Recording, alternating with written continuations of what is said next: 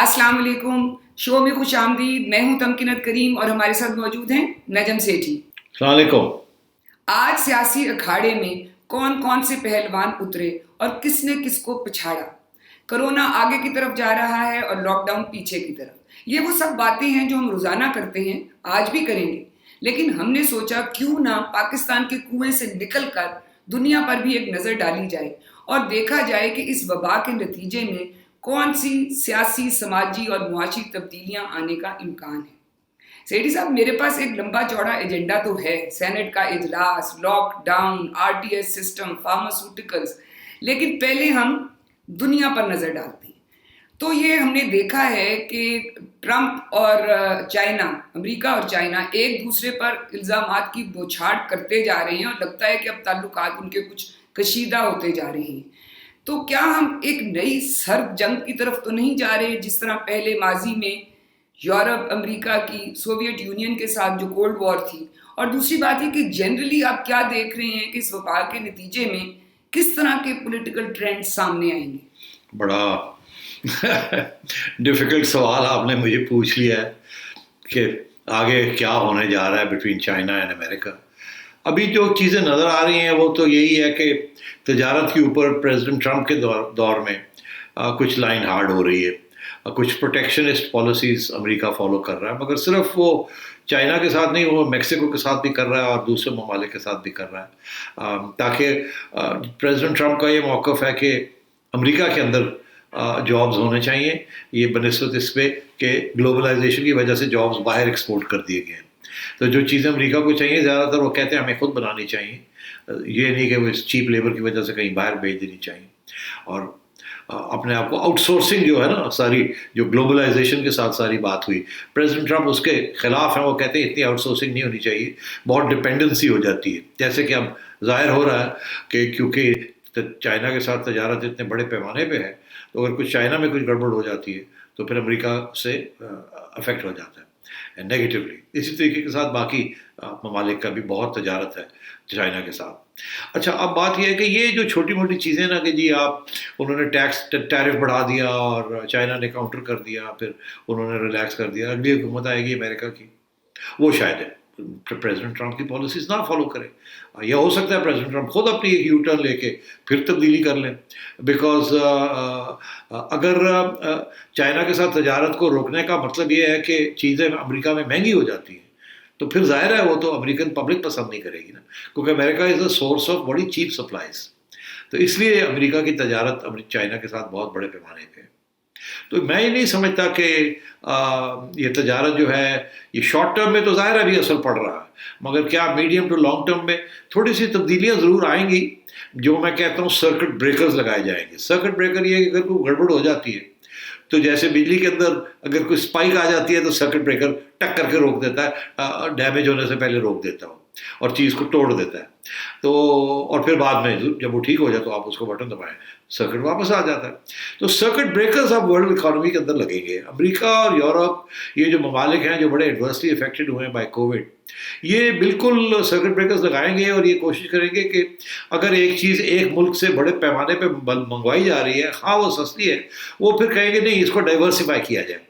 کچھ چیزیں اگر ایک چیز منگوائی جا رہی ہے چائنا سے اور ساری دنیا کی سپلائی جو ہے وہ بیشتر یا 80-70% جو ہے اس ملک کی ریکوائرمنٹ جو ہے وہ چائنا سے آ رہی ہے, تو یہ کہیں گے نہیں یار اس کو 50% پہ لے آؤ, 30-30% کہیں اور ڈسٹریبیوٹ کر دو, خواہ وہ مہنگا ہے مگر چلو ہمیں ایک سورس کے اوپر تو ڈپینڈنسی نہیں ہے. کل کو خدا نہ خواستہ کچھ ہو جاتا ہے تو پھر ہمیں اتنی ڈپینڈنسی نہیں ہونی پڑے گی, جیسے اب کووڈ کے زمانے میں ہوا جب چائنا لاک ڈاؤن میں چلا گیا اور ساری سب ایکسپورٹس جو ہے چائنا کی بند ہو گئی اینڈ سو آن. تو میرا یہ خیال ہے کہ ہر جگہ پہ ورلڈ ٹریڈ آرگنائزیشن کے ساتھ مل کے دنیا کو اب سرکٹ بریکرز لگانے پڑیں گے, اسپیشلی ایڈوانس کنٹریز. مگر کیا اس کے بعد جو بڑا سوال جو بنتا ہے وہ یہ ہے کہ کیا کوئی نیا کولڈ وار میں چائنا شروع ہونے جا رہا ہے, کیونکہ جس قسم کی زبان استعمال کی جا رہی ہے بٹوین امریکہ اینڈ چائنا. امریکہ جو ہے وہ چائنا کو اکیوز کر رہا, کہہ رہا ہے کہ جی آپ کی وجہ سے یہ سب کچھ ہوا ہے اور you pay the price for it. یہاں تک کہ جرمنی نے چائنا کو کوئی 800 ملین یوروز کا ایک بل بھی بھیج دیا کہ آپ کی وجہ سے ہمیں یہ نقصان ہو گیا اور آپ پے کریں. تو یہ شروع میں اس قسم کی چیزیں ہوں گی نی جرک ریئیکشنز, اور گلوبلائزیشن رک جائے گی, پیچھے ہٹے گی, لوگ جو ہے وہ زیادہ پروونشل ہونے شروع ہو جائیں گے, اکانومیز رائٹ ونگ نیشنلزم بڑھے گی, کہیں گے نہیں ہمیں نہیں ان سے لینے کی ضرورت, نہ لیبر کی ضرورت بھی نہیں ہے, سپلائز کی ضرورت بھی نہیں ہے, یہ چیز جو ہے اس کی ضرورت نہیں ہے, اس کے اوپر ٹیرف لگا دیں اور ہم اپنے پروڈیوس کریں گے. مگر یہ ایک نی جرک ریئیکشن ہے, جیسے کہتے ہیں جھٹکے کا, کہ ابھی یہ کرنا ہے کیونکہ لوگ پریشان ہیں. مگر آہستہ آہستہ جب قیمتیں بڑھ جائیں گی, انکمز گر جائیں گی, تجارت جب گرتی ہے تو سب کچھ ہی گرتا ہے, پروفٹ بھی گرتی ہے, انکمز بھی لوگوں کی ورکرز کی گر جاتی ہیں ایٹسیٹرا, تو پھر لوگ جو ہے اس کو ریکٹیفائی کرتے ہیں. تو یہ شارٹ ٹرم میں تو اس قسم کی چیزیں آپ دیکھیں گے, مگر اگر آپ اگلے 5 سال کی بات کرتے ہیں تو 5 سال کے اندر اندر میں سمجھتا ہوں حسب معمول بہت سی چیزیں حسب معمول واپس آ جائیں گی, مگر سرکٹ بریکرز لگیں گے ہر جگہ, چیکنگ ہوگی ہر جگہ پہ, ڈیلیز ہوں گی ہر جگہ پہ, یہ ضرور ہوگا ان ٹریڈ. اچھا, اب سوال آیا یہ کہ کیا جیسے سوویت یونین کے ساتھ ایک زمانے میں امریکہ اور یورپ کا ایک کولڈ وار تھا, تو کیا چائنا کے ساتھ بھی امریکہ اور یورپ کا کوئی کولڈ وار بننے جا رہا ہے, اسی قسم کی کوئی چیز؟ میں نہیں سمجھتا ایسی کوئی چیز ہونے جا رہی ہے. سوویت یونین نیا سیکنڈ ورلڈ وار کے بعد ایک نیا ایشو تھا, ایک نیا رائزنگ پاور تھا, اور یورپ کے اندر جو بانٹ ہوئی کہ یہ علاقے ہمارے ہیں, یہ علاقے آپ کے ہیں, برلن وال بن گئی, وہ وار کا آفٹر ایفیکٹ تھا, جس کے اندر کچھ بدمزگی بھی ہوئی, پھر لڑائی جھگڑے بھی ہوئے, اور پھر ایک جسے کہتے ہیں نا کولڈ وار شروع ہو گئی, کیونکہ امریکن سسٹم اور کیپٹلزم جو تھا, سرمایہ داری نظام, اس کو خطرہ تھا یہ سوشلزم سے, کہ یہ ایکسپورٹ ہی نہ کر دے سوشلزم ہمارے ملکوں میں, کمیونزم یا سوشلزم, کیونکہ یورپ کے اندر تو سوشلسٹ موومنٹس 19 سینچری میں کافی رہے ہیں نا جی, اور 20 سینچری میں بھی رہے ہیں. تو وہ پھر جب فیشزم آئی تو وہ سوشلزم کے خلاف تھی, سب سے بڑا اٹیک ہی اس نے سوشلزم کے اوپر کیا, حالانکہ وہ نام لیتی تھی سوشلزم کا, اور کمیونسٹ کے خلاف تھا. تو میں یہ سمجھتا ہوں کہ اس قسم کی چیز اب نہیں ہونے جا رہی. کوئی سیکنڈ ورلڈ وار کے بعد آپ باہر نہیں آ رہے, اس قسم کی کیجولٹیز نہیں ہوئی, کوئی اسپیس کی ٹیریٹریز کی بانٹ ہو نہیں رہی ہے. چائنا نے کسی اسٹیج پہ بھی کوئی ایکسپینشنسٹ قسم کے انٹینشنز نہیں کیے ہیں کہ جی جیو اسٹریٹجک جسے کہتے ہیں کہ یہ جگہ ہڑپ کر لی, یہ کر لی, جیسے سوویت یونین کے زمانے میں ہوا. اور امریکہ کی اور سوویت یونین کی جنگیں تھرڈ جگہ پہ ہوتی رہی, تھرڈ ملکوں میں ہوتی رہی, یہ انگولا ہے, یہ پرو سوویت ہوگا, یا یہ پرو امریکہ ہوگا, روانڈا ہے وہاں کیا ہوگا, یا بھٹو صاحب ہیں یہ ادھر جائیں گے ادھر جائیں گے, یہ کس کا اسفیئر آف انفلوئنس ہے. وہ جو ساری فلسفہ تھا نا جو کولڈ وار سے نکلا تھا, وہ اب نہیں ہونے جا رہا. اس کی وجہ یہ ہے کہ ملٹری کانفلکٹس کی جگہ پہ اب ٹریڈ کانفلکٹس شروع ہونے جا رہی ہیں. اس کی وجہ ہے کہ پچھلے 1945 سے لے کے 2000 تک, اب آپ خود ہی سوچ لیجیے, بین 70 ایئرس, اوور 70 ایئرس, تو اب ڈائلیکٹک جو ہے گلوب کی اور ڈیولپمنٹ کی, وہ کسی اور طرف جا رہی ہے. اب جو اگلی جنگیں آئیں گی وہ ملکوں کے دوران نہیں ہوں گی, بیکاز ایٹم بم نے وہ ڈیٹرنس کریٹ کر دیا کہ اب چھوٹی جنگیں ہوں گی, بڑی جنگ نہیں ہو سکتی, کیونکہ بڑی جنگ کے اندر نیوکلیر ویپنز آ جاتے ہیں اور وہ پھر ساری دنیا کی گلوب کی تباہی ہو جاتی ہے. اب تجارت کے اوپر لڑائی جھگڑے ہوں گے, ٹیرفس کے اوپر لڑائی جھگڑے ہوں گے, امپلائمنٹ کے اوپر, ویزاز کے اوپر, امیگریشن کے اوپر, ریفیوجیز کے اوپر, اور پھر فائنلی جا کے کلائمیٹ چینج کے اوپر کہ کس نے کتنے پیسے دینے ہیں, کون کس کی ذمہ داری ہے, کون زیادہ کلائمیٹ کو ڈیمیج کر رہا ہے, کہاں انوائرمنٹ کنٹرولز ٹھیک نہیں ہیں, کہاں ٹھیک ہیں, جہاں ٹھیک نہیں ہے وہاں کیسے کرنے ہیں, اس کی فنڈنگ کون کرے گا. یہ ساری باتیں اب آگے جا کے کرنی پڑیں گی. اور اس طریقے کے ساتھ میڈیسن کے ساتھ یہ جو میڈیکل ریسرچ جو ہونے جا رہی ہے, اس کے اوپر بھی بیٹھ کے بات کرنی پڑے گی کہ جو پیٹنٹس ہیں وہ کس کو ملنے ہیں, کس کو نہیں ملنے, کسی نے مارکیٹ کو کارنر کر لینا ہے ویکسین کا یا نہیں کر لینا, کیا سویلائزیشن کے کیا حق ہیں یا حقوق ہیں ریگارڈنگ اینٹی کووڈ میڈیسنس جو آ رہی ہیں, کیا ان کو سستا رکھنا ہے یا مونوپلائز کرنا ہے. ان چیزوں کے اوپر باتیں اب ہوں گی آگے جا کے, جیسے جیسے چیزیں ڈیولپ ہوں گی اور گلوب کی صحت کی بات آ جاتی ہے. اب صرف ایک ملک کی صحت کی بات نہیں آتی, تو اس لیے پھر سب کو بیٹھنا پڑے گا, جو بڑے لوگ ہیں ان کو بیٹھنا پڑے گا, اور پھر رولز بنانے پڑیں گے جس کے ساتھ کسی کا نقصان نہ ہو, سب کا فائدہ ہو, اور کوئی انڈیو اور ان ایکول قسم کا فائدہ یا ناجائز فائدہ اس سے نہ کوئی اٹھائے. یہ ساری ڈسکشنز اب آگے ہوں گی. One reason why cold war نہیں ہوگی، یہ ساری وجہ کے علاوہ وہ یہ ہے کہ اگر کولڈ وار ہوتی بھی تو امریکہ اور چائنا کے درمیان ہوتی نا. یورپ تو اب بالکل بائی پاس ہو چکا ہے، یورپ کا وہ پاور ہی نہیں رہا جو کہ تھا. ایک امریکہ ملٹری پاور ہے، ایک سوویت یونین ملٹری پاور ہے، اور ایک چائنا ملٹری پاور ہے. اور چائنا جو ہے اس کے اندر بڑی انٹرسٹنگ چیز یہ ہے کہ چائنا نے جو سب کچھ کیا ہے has not been on the basis of military, it's been on the basis of economy. اچھا، اب اس وقت جب کولڈ وار شروع ہوئی اور جب اینڈ ہوئی، انفیکٹ 45 میں کولڈ وار شروع ہو گئی تھی، 89 میں جا کے اینڈ ہوئی جب سوویت یونین کولیپس کر گیا اور رشیا بن گیا اور ساری ٹیریٹریز ادھر ادھر ہو گئی. تو اس وقت آپ کو پتہ ہے امریکہ کتنے امپورٹ تھی امریکہ کی سوویت یونین سے؟ تو $500 ملین. کتنے؟ $500 ملین. اچھا، تو اگر وہ ختم بھی ہو زیادہ بڑی نہیں نا، کولڈ وار کی وجہ سے ٹریڈ نہیں بڑی، ڈپینڈنسی نہیں ہوئی. تو جب سوویت یونین کو لیپس کیا تو کوئی خاص فرق نہیں پڑا امریکہ کو تجارت کے بارے میں، کوئی سپلائی لائنس نہیں ٹوٹی، کوئی ایسی کوئی چیز نہیں ہوئی. اب سچویشن یہ ہے کہ China is the world's largest global trading partner of everybody. سب سے زیادہ گلوبل ٹریڈ جو ہے وہ چائنا کے ہاتھ میں. اور آپ کو پتہ ہے امریکہ کتنی امپورٹ کرتا ہے چائنا سے؟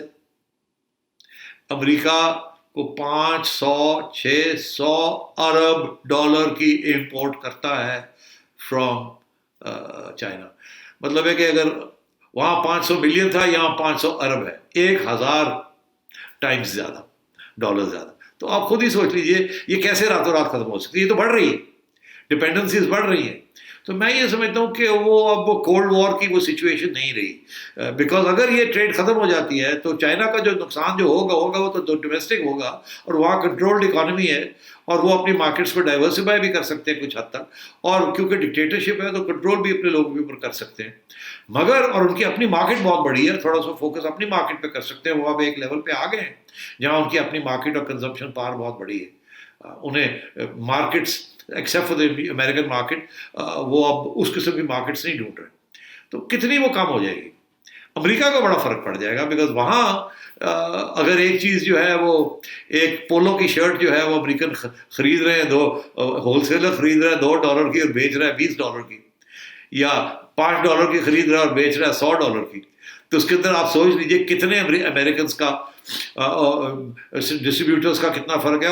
اور اگر وہی قمیض کینیڈا میں یا میکسیکو میں بنائی جائے تو وہ $5 کی نہیں پڑے گی ان کو، وہ $10 کی پڑے گی.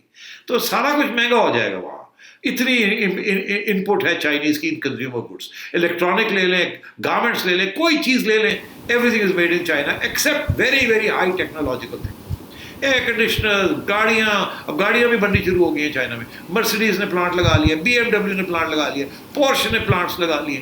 تو اب رہ کیا گیا؟ کچھ بھی نہیں، ایکسیپٹ فار وہ جو ہائی لیول ملٹری ٹیکنالوجی ہے جس کی چائنا ایکسپورٹ نہیں کرتا، اور بہت ہائی لیول ریسرچ جو ناسا سے نکلتی ہے وہ چائنا امپورٹ کرتا ہے اور انڈر رائٹس، تاکہ وہ اس کو کمرشل یوز میں وہ لا سکے، وچ از اے بگ امریکن ایکسپورٹ. اب ایپل بھی چائنا میں بنتا ہے. تو اب میں یہ آپ سے کہہ رہا ہوں کہ امریکہ کی not afford to have a cold war with China. تو اس لیے، اور باقی دنیا کا بھی یہی ہے. پاکستان کا حال دیکھ لیجیے نا، ساری امپورٹس ہماری چائنا سے آ رہی ہیں. موسٹلی آپ سمجھیں کہ 50 to 60% ہمارے imports are coming from China. So we are all dependent on cheap Chinese labor and cheap Chinese goods. تو کوئی کولڈ وار نظر نہیں آ رہی مجھے، کوئی ملٹری ایڈونچرزم مجھے نظر نہیں آ رہی. اور میں یہ سمجھتا ہوں کہ یہ جو سارا سبق لوگوں نے سیکھا ہے اس کے بہت سے ڈائمینشنز ہیں.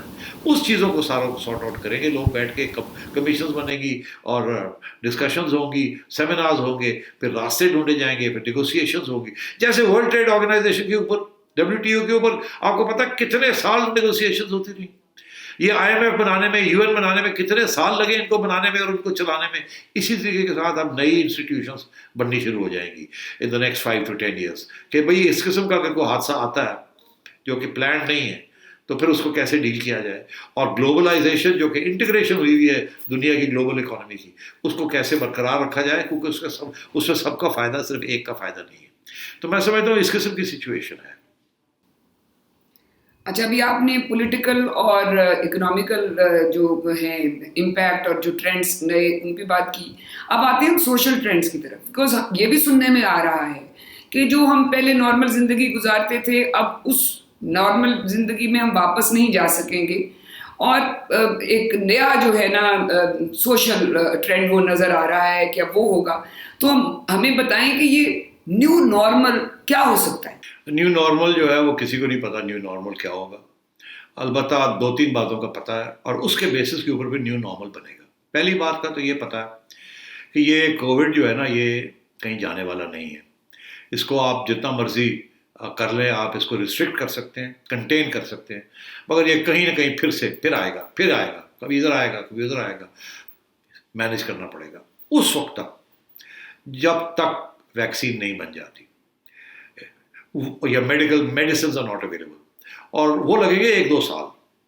ٹیسٹنگ بھی ہوگی, پھر اس کے اندر امپرومنٹس ہوں گی, پھر اس کے سائڈ ایفیکٹس ہوں گے, پھر وہ سب دیکھیے کوئی 2 سال لگیں گے کہ پیپل فیل فری کہ چلے اب اگر ہو بھی جاتا ہے تو کوئی بات نہیں, ہم نے یا تو پہلے ٹیکے لگوا لیے ہوئے ویکسین کے کہ امیون ہو گئے, یا یہ کہ اگر نہیں ہم نے لگوایا اور ہو جاتا ہے تو کوئی میڈیسن ہے اس قسم کی اینٹی بایوٹک میں کوئی نکل آئے گی جو کہ اس کو ٹریٹ کر لے گی. مگر یہ کمپلیکیٹڈ میٹر ہے, یہ سمپل چیز نہیں ہے جیسے نمونیا تھا یا کالرا تھا.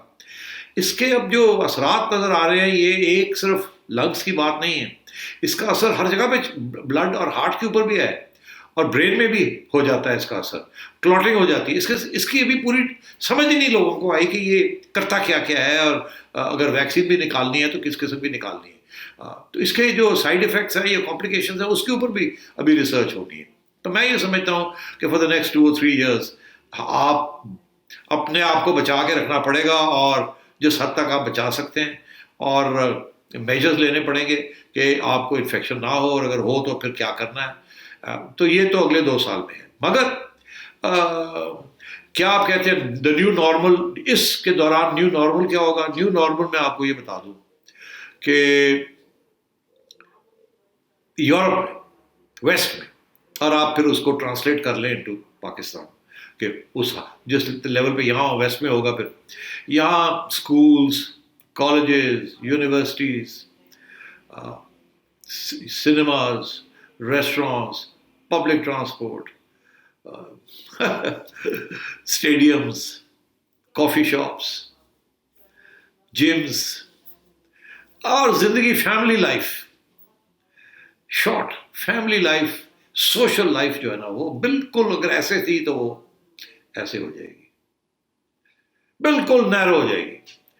وہ اب آپ خود ہی سوچئے, ہیومن بینگس اب بالکل سوشلائزڈ ہے نا, دے سوشلائزڈ اینیملز. وہ ایک دوسرے کے بغیر رہ نہیں سکتے, اور ایک دوسرے کے بغیر کام نہیں کر سکتے, اور ایک دوسرے کے بغیر انجوائے بھی نہیں کر سکتے. اسپورٹس انجوائے کرنی ہو, ریلیشن شپس انجوائے کرنی ہو, فیملی لائف کرنی ہو, ریسٹ جو بھی کرنا ہو, اب وہ سارے کا سارا بیکاز آف دس, ایک کو ہو گیا تو سب کو ہو جائے گا. Has to be restricted. یہ ساری چیزیں ریسٹرکٹ ہوں گی, اور ہر جہاں ریسٹرکشن ٹھیک نہیں ہوگی وہاں پھر سے کچھ نہ کچھ شروع ہو جائے گا, پھر کوارنٹینس کرنے پڑیں گے, پھر یہ کرنا پڑے گا, پھر وہ کرنا پڑے گا. مگر سب سے زیادہ اثر جو ہے نا, یہ تو ہم مینیج کر لیں گے, مگر سب سے زیادہ اثر یہ ہے کہ اس وقت دنیا کی سب سے بڑی انڈسٹری جو کہتے ہیں وہ ہے services industry. Services industry is the biggest growth industry in the world. وہ کیا ہے؟ لوگوں کے پاس آ گیا پیسہ. پیسہ سے لیجر, عیاشی, ریلیکسیشن, ہالیڈیز, خرید و فروخت, چیزیں, فیشن, ٹریول, ہوٹلز, بیچز, یہ سارا جو سلسلہ ہے نا سروسز کا, یہ اگلے 2 سال تو ٹھپ ہی ہو جائے گا. آپ ابھی تک جو ٹریول ایئر لائنز جو ہے وہ یہ پریڈکٹ کر رہی ہیں کہ اس سال کے اخیر تک اگر ایئر لائنز ریسٹور ہوتی ہے ٹریفک تھوڑی تو ان کا ہے کہ میکسیمم 25% صرف ٹریفک ریسٹور ہوگی. اگر پہلے 100 جہاز سارے دنیا میں اڑتے تھے ہر روز, تو پھر دسمبر تک جا کے کوئی شاید 25 اڑ جائے پہلی بار. وہ بھی بڑی غنیمت ہوگی, اور وہ بھی آدھے جائیں گے آدھے نہیں جائیں گے کیونکہ وہ اسپیس رکھنی پڑے گی. پھر کیونکہ آدھے جائیں گے اور بہت سے پریکاشنز لینے پڑیں گے تو پھر ٹکٹ کی قیمت بڑھ جائے گی. آپ خود ہی سوچیں, اس کے ساتھ اور کام ہو جائے گی ٹریفک. ہوٹلز بند ہونے شروع ہو جائیں گے, ریسٹورینٹس بند ہونے شروع ہو جائیں گے, شاپنگ مالز بند ہونے شروع ہو جائیں گے, ہالیڈے ریزورٹس جو ہیں وہ خالی ہو جائیں گے.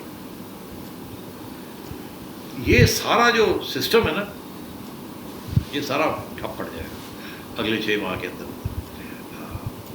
اور جب یہ اسپیس نیرو ہوگی تب کانفلکٹ جو ہے نا فیملی سسٹمز کے اندر، دوستوں کے اندر، وہ لوگ جو قریب رہتے تھے کیونکہ وہ ریسٹرکٹ ہو کے اب بہت قریب ہو جائیں گے، یہ ہونا پڑے گا اور ریسٹرکشن کے اندر ہونا پڑے گا، تو ٹینشنز، ڈپریشن اور اس قسم کی اور violence, domestic violence especially on women and children, یہ ساری چیزیں اب ہمیں نظر آنی شروع ہوں گی.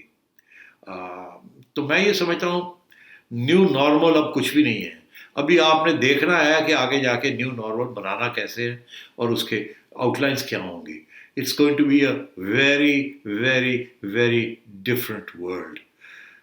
ہمارے ہاں کیونکہ پہلے ہی پرانا نارمل ہی چل رہا ہے بہت حد تک، کوئی نیا نارمل تو آیا نہیں تھا. وہاں اتنی تکلیف نہیں ہوگی جتنی تکلیف ان کو ہوگی، گوروں کو اور ڈیولپڈ کنٹریز کو، کیونکہ اب ان کو بہت سی ریسٹرکشنز کرنی پڑیں گی.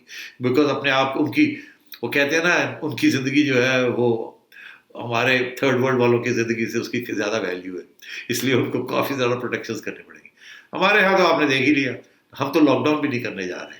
ہمارے یہاں تو یہ ہے کہ ہم جڑا مردہ کرے اللہ خیر صلی اللہ. تو اس لیے ہماری عوام تو تیار ہی نہیں ہے کسی قسم کی ریسٹرکشنز کے لیے. ہمیں اور قسم کی تکلیفیں ہوں گی. اب آپ دیکھتے چلیں کہ حکومتیں کیسے اس کو مینیج کرتی. اچھا، یہاں ہمیں بریک لینی ہے. جب بریک سے واپس آئیں گے تو گفتگو جاری رہے گی.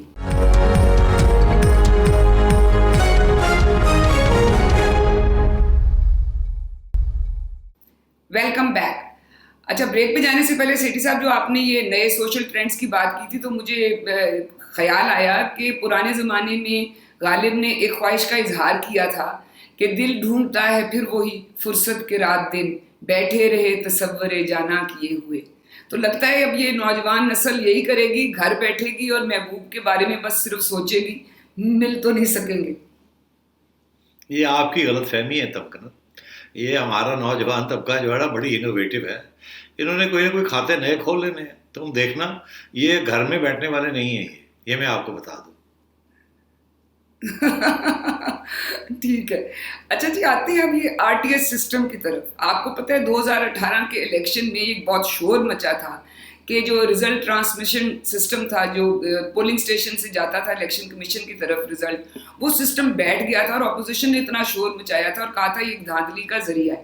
اب کل الیکشن کمیشن آف پاکستان کی ایک میٹنگ تھی تو جو چیئرمین ہیں، انہوں نے، چیف الیکشن کمشنر ہیں، انہوں نے اس پہ بڑا برہمی کا اظہار کیا اور انہوں نے کہا اس کی ایک کمپریہنسو انکوائری ہونی چاہیے کہ یہ آر ٹی ایس سسٹم بیٹھا کی.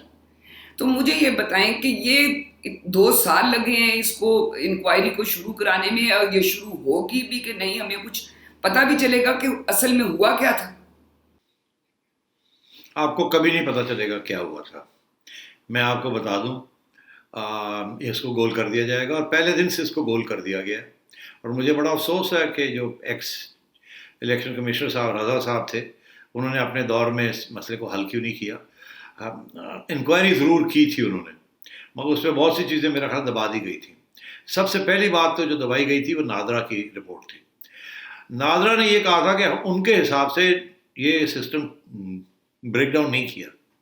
اس کو خود آرڈرز دے کے ریٹرننگ افسرز کو اور جو لوگ کمروں میں تھے ان کو کہا تھا کہ اس کو مت استعمال کریں، اور ہمیں اب آپ اور طریقے کے ساتھ فزیکلی یہ سارے رزلٹس جو ہیں یہ لے کے جائیں گے ان کے، اور ان کو لے کے جائیں اور وہاں ڈپازٹ کروائیں اپنے سینئر افسروں کے پاس. تو نادرا کا یہ کہنا یہ بالکل کوئی ٹیکنالوجیکل گلچ نہیں تھی، حالانکہ الیکشن کمیشن کا یہ کہنا تھا کہ کوئی ٹیکنالوجی کی وجہ سے کوئی مسئلہ بن گیا تھا.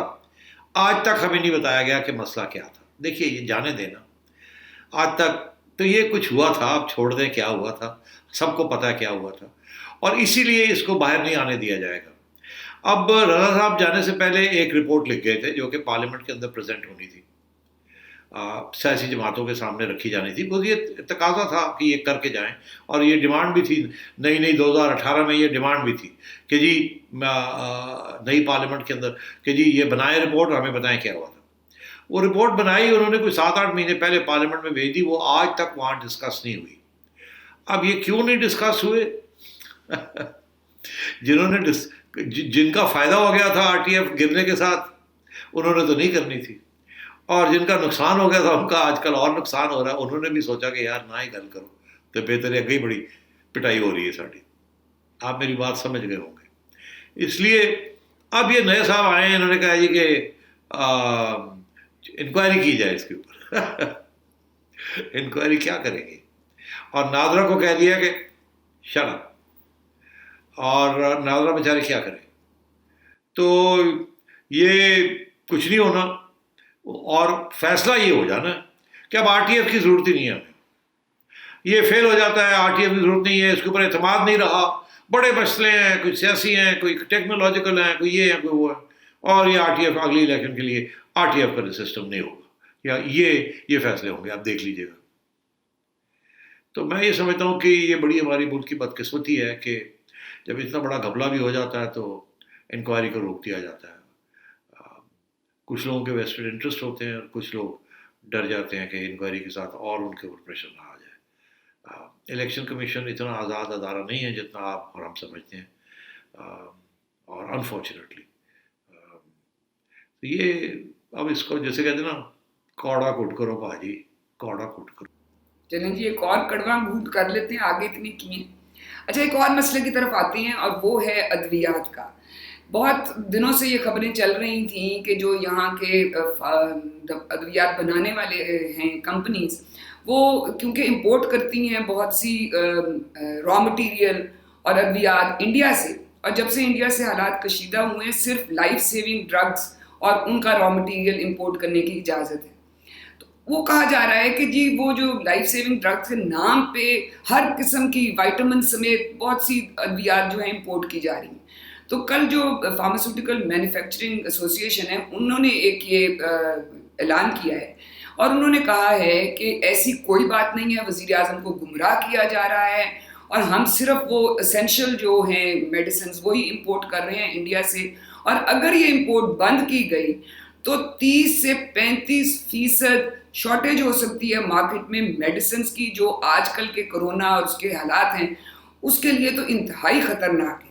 تو سوال یہ بنتا ہے کہ اگر یہ اتنی اوپن بات ہے اور جس کی تصدیق آرام سے ہو سکتی ہے, تو حکومت کے لیے کیا مشکل ہے اس کو فائنڈ آؤٹ کرنا کہ کیا ریالٹی ہے. بڑی مختصر میں آپ کو بات کر دیتا ہوں, موٹی موٹی بات. اس میں کوئی شک نہیں ہے کہ کچھ اسینشل میڈیسنس کے را مٹیریل جو ہے وہ انڈیا سے اور چائنا سے آتا ہے, اور انڈیا بھی بہت سا را مٹیریل چائنا سے منگواتا ہے, جس کی بیسس کے اوپر پھر وہ اس کو پروسیس کر کے وہاں میڈیسنس بنتی ہیں. اور انڈیا میں میڈیسنس بہت سستی ہیں, بہت بڑے پیمانے پہ بنتی ہیں, اکانومیز آف اسکیل ہے وہاں سستی ہیں, اور وہاں کنٹرول بھی کیا ہوا ہے حکومت نے میڈیسنس کو ان دی پبلک انٹرسٹ. وہاں کسی بھی ملٹی نیشنل کمپنی کو کھلی چھٹی نہیں دی ہوئی. ہمارے ہاں ساری بیشتر جو میڈیسنس ہیں وہ ملٹی نیشنل کمپنیز بنا رہی ہیں, جس کے اندر یا لوکل کمپنیز بھی بنا رہی ہیں, اس کے اندر فارن انٹرسٹ بہت سے ہیں. بہت بڑی لابی ہے, ان کے اوپر جب بھی کوئی ایشو ہوتا ہے تو پہنچ جاتے ہیں اپنی ہائی کمیشنز کے پاس, اور وہاں برٹش ایمبیسڈر, امریکن ایمبیسڈر ان کے لیے پھر لابنگ کرتے ہیں. یہ میں آپ کو فرسٹ ہینڈ ایکسپیرینس بتا رہا ہوں, اب اس سے زیادہ مت پوچھیے گا کیا ہوتا ہے. اچھا, اب بات یہ ہے کہ جب یہ ٹریڈ بین ہوئی تو اس وقت ظاہر ہے یہ شور پڑ گیا ہوگا کہ جی وہ میڈیسنس کا کیا ہوگا. تو انہوں نے ایک اسینشل میڈیسنس کی لسٹ بنائی تھی, جو کہ میرا خیال ہے 75 to 80% ٹھیک ہی تھی. کچھ اس میں ایکسٹرا چیزیں آ گئی تھی. لابیز ہے نا, انہوں نے یار ساڈا مارا جائے گا, یہ بھی کر دے, یہ بھی ایڈ کر دے, یہ بھی ایڈ کر دے. اور لوگ ڈرتے ہیں کہ اس سے کہ یار اگر نہ ایڈ کیا اور کل کو اس کی قیمت بڑھ گئی تو ہمارے گلے نہ پڑ جائے, اچھا چلو یہ بھی ایڈ کر دیتے ہیں, چلو یہ بھی ایڈ کر دیتے ہیں. اچھا, اب بہت سے ایسے چیزیں ہیں جو کہ جس کے ڈول پرپسز بھی ہیں. ہیلتھ میڈیسنس بھی بنتی ہیں اس را مٹیریل سے, اور کاسمیٹکس بھی بنتی ہے بیوٹی ٹریٹمنٹ کے لیے, اور ٹوائلٹریز کے لیے, اور پھر وٹامنس کے لیے. تو میں یہ سمجھتا ہوں کہ اس وجہ سے اوور لیپ ہے نا را مٹیریل کا, کسی میں اتنا پرسنٹ ہے, کتنے اتنا پرسنٹ ہے کسی میں. تو اس لیے پھر وہ جو لابی ہے وہ آرگیو کر لیتی ہے کہ نہیں اس کی بھی ضرورت ہے, اس کی بھی ضرورت ہے, یہ اس چیز میں جاتا ہے, یہ دیکھیں یہ فارمولے کے اندر یہ ہے, یہ دیکھیں. کسی نے یہ ایکسپیریمنٹ کر کے نہیں دیکھا, یا ڈیٹا نہیں ہے کہ اگر ایسپرین ہے تو ایسپرین کے اندر اگر 10 انگریڈینٹس ہیں, اگر تو 10 انگریڈینٹس جو ہیں وہ اور کس کس چیز میں استعمال ہوتے ہیں, اور کتنی ایسپرین جو ہے وہ کتنی پروڈیوس ہوتی ہے, تاکہ اس کے مطابق اس کی سینکشن کر دیا جائے. کوئی آئیڈیا نہیں ہے. 100 یونٹس آ رہے ہیں, وہ دوائی جو ایسپرین میں جاتی ہے, اس کو کم کریں گے جو جی مسئلہ بن جائے گا. یہ پتہ نہیں ہے کہ 100 جو ہے وہ اس میں سے 80 ایسپرین میں جاتے ہیں, باقی جو ہے وہ آپ کی لپسٹک میں چلے جاتے ہوں گے شاید تمکن، یا آپ کی وہ صابن میں چلے جاتے ہوں گے، یا آپ کی گوشت میں چلے جاتے ہوں گے ایٹسٹرا. صرف آپ کی بات نہیں میں کر رہا، میرا مطلب یہ ہے کہ خواتین کی. آج کل تو مرد بھی بڑا کر رہے ہیں. ہاں تو خیر ہے. تو یہ سچویشن ہے. اب ہوا یہ کہ اس کے باوجود کہ بہت کھلی چھٹی مل گئی، اور ایک چیز ہوئی کہ جب لسٹ شائع ہوئی، نوٹیفیکیشن جب شائع ہوا، تو کسی لابی نے بیٹھ کے وہاں ایک نیا کیٹیگری بنا لی جس کو کہہ دیا تھیراپیوٹک. اب تھیراپیوٹک کے اندر تو کوئی چیز ہے ہی نہیں جو تھیراپیوٹک نہیں ہے. تھیراپیوٹک سے مراد یہ ہے کہ صحت کے لیے، بیماری کے لیے نہیں، صحت کے لیے. فرق ہے نا بیماری اور صحت میں. ریلیشن شپ بھی ہے کہ اگر بیماری ہے تو صحت نہیں ہے، مگر آپ کی بیماری کے بغیر بھی صحت جو ہے نا وہ خراب ہو سکتی ہے نا. تو مطلب ہے آپ ایکسرسائز نہیں کرتے، آپ یہ نہیں کرتے، آپ وہ نہیں کرتے، تو اور بیماریاں ہو سکتی ہیں. مگر صحت کے لیے وٹامن، صحت کے لیے ابھی مالٹے کھا لو، وٹامن سی کی لینی، گولی کی ضرورت ہے نہیں، وہ تو نہیں. نیمبو نہیں لینا، وہ وٹامن سی کی گولی لینی ہے. فش آئل لینا ہے جناب، وہ تو یہ سارا جو ہے نا یہ these are known as health aids. اب وہ سارا کچھ اس کھاتے میں آ گیا ہے ہیلتھ کے اندر. تو اب رہ کے گیا، کچھ بھی نہیں رہ گیا. جو چاہے بلا منگوا لو انڈر دیٹ کیٹیگری اور کہہ جی یہ تو تھیراپیوٹک ہے، یہ تو اس کے اندر آتی ہے. تو بیسکلی ہوا یہ ہے کہ کسی صاحب نے کسی کے ساتھ مل کے ایک کیٹیگری یہ بنا دی. اب عمران خان صاحب کو شاید پتہ ہی نہیں تھا کہ یہ ہوا ہے کہ نہیں ہوا. سیکرٹری کو تو پتہ ہونا چاہیے تھا، اس کی تو کھنچائی ہونی چاہیے. مجھے نہیں پتا کون ہے، ان کو بلا کے پوچھنا تو چاہیے یہ کیسے ہوا، کیوں کیا آپ نے، اور ایکسپلینیشن لینا چاہیے اس کے اوپر. اور انکوائری آپ کو بڑی جلدی پتہ لگ جائے گا کہ یہ ہوا کیا تھا. مگر اس کے اندر بہت سے ویسٹڈ انٹرسٹ ہیں.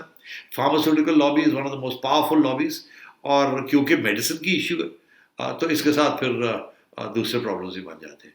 تو یہ انکوائری فارم کریں اور یہ تھیراپیوٹک چیز جو ہے نا اس کو ختم کریں. مگر اگر آپ نے یہ بیان رکھنا ہے تو، مگر میرا تو یہ موقف ہے کہ یہ بین ہی بیوقوف قسم کی چیز آپ نے کی ہے. اب بین کے ساتھ نقصان انڈیا کا نہیں ہو رہا، آپ کا نقصان ہو رہا ہے. یہ کہتے ہیں اپنے پاؤں پہ کلاڑیاں مار رہے ہیں، غصہ کسی پہ، اور اپنے پاؤں پہ کلاڑیاں مار رہے ہیں. اچھا جی، غصہ نہ کریں آپ کی سفارشات پہنچ گئی ہوں گی.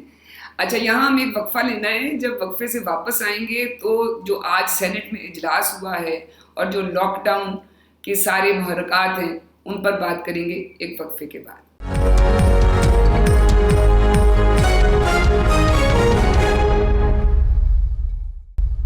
Welcome back. اچھا جی، آتے ہیں اب یہ سیاسی اکھاڑے پہ. سینٹ کا اجلاس آج ہوا، کل قومی اسمبلی کا ہوا، آج سینٹ کا ہوا. فرق صرف اتنا تھا، باقی تو تنقید اور حملے تو وہی تھے. فرق صرف اتنا تھا کہ آج سارے سینیٹرز نے ایس او پیز فالو کیے، انہوں نے ماسک پہنے ہوئے تھے، وہ سوشل ڈسٹینسنگ بھی وہ انہوں نے آبزرو کی ہوئی تھی.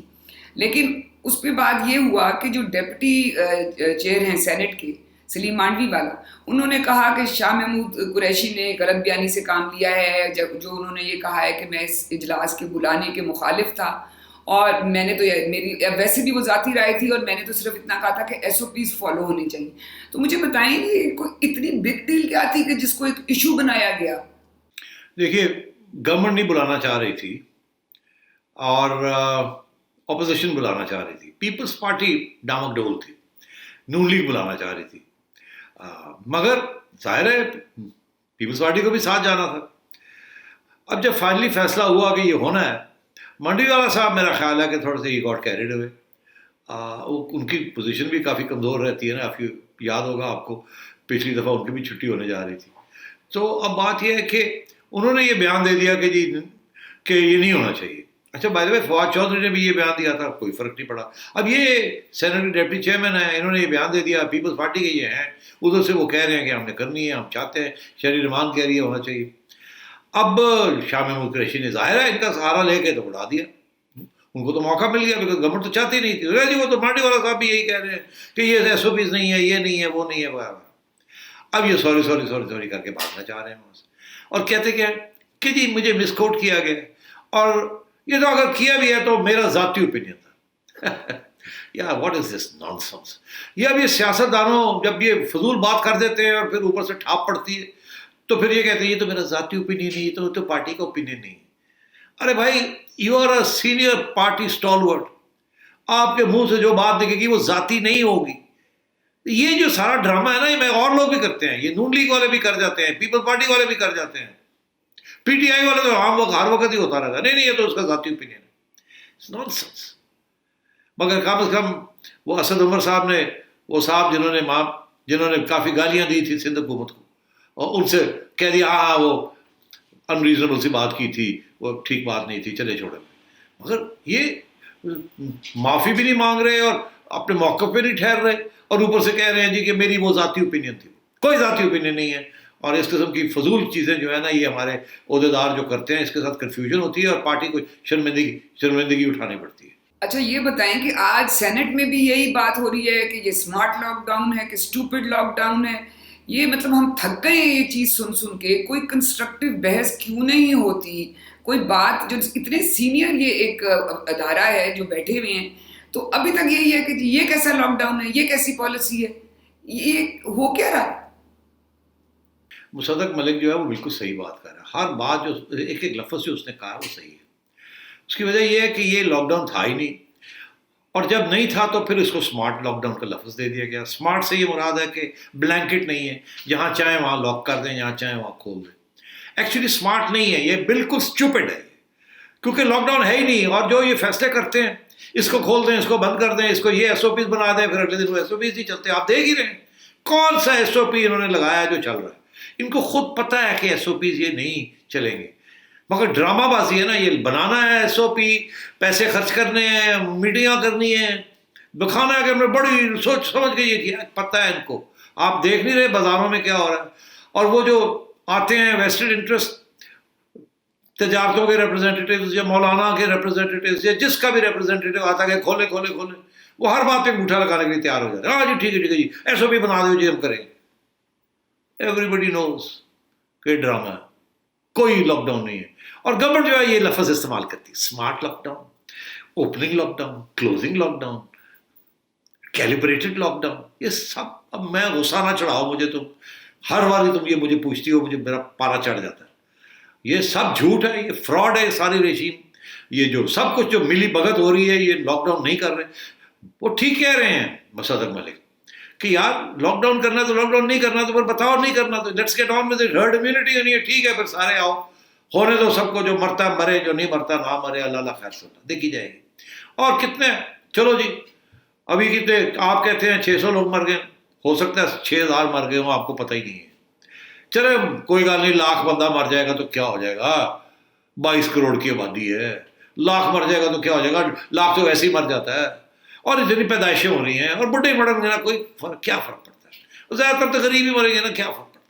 Let's get on with it, let's get on with it. ہمارا جسم جو ہے وہ خود پروڈیوس کر لے گا اینٹی باڈیز، اور ہرڈ امیونٹی ہو جائے گی۔ ہرڈ امیونٹی مراد یہ سبھی جو ہے نا سب کو ہو جائے گا، آہستہ آہستہ کر کے ایک ایک کر کے سب کو ہو جائے گا، جیسے گھر میں فلو ہوتی ہے نا تو 4-5 لوگوں کو بھی ہو جاتی ہے، اور کسی کو پہلے ہوئی بھی ہوتی ہے، وہ امیون ہوئے ہوتے ہیں۔ اب ہر سال ہم وہ شارٹس لگوا لیتے ہیں، وہ کہتے ہیں یہ ہونے دو یار جب تک ویکسین نہیں آتی۔ تو یہ ایٹیٹیوڈ ہے، اب چھوڑیں اس بات کو، مصدق بالکل صحیح کہہ رہا ہے۔ اچھا آپ سانس لیں، پانی پئیں، ویسے بھی پروگرام کا وقت ختم ہو گیا ہے، اور آپ صحیح کہہ رہے ہیں، یہ حکومت اور عوام میرے خیال میں کسی معجزے کی امید لگا کے بیٹھے ہوئے ہیں کہ یہاں کچھ نہیں ہوگا اور سب ٹھیک ٹھاک رہے گا۔ آج کے پروگرام میں اتنا ہی، کل آپ سے پھر ملاقات ہوگی، اپنا فیڈ بیک ضرور دیجیے گا۔ خدا حافظ۔